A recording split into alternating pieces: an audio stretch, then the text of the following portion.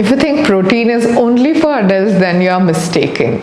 Protein is the most essential nutrient for a baby's growth and development in the first year of life, supporting both physical and mental growth.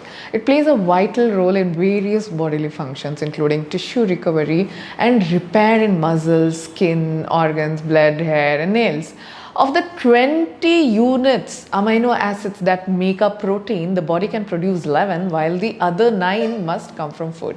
Plant-based proteins are easily digestible and absorbable, making them an ideal choice for younger stomach. At Tots Moms, we offer a protein-rich foods combo for babies featuring 3 products. Instant moong rice khichdi cereal made with easily digestible moong, perfect for beginners. Millets Sathu Maavu, which combines proteins from millets, lentils, and dry fruits. Nuts and seeds powder, offering protein and healthy fats from a blend of dry fruit, nuts, and seeds. Explore these products at our website and at our Bangalore and Mysore store.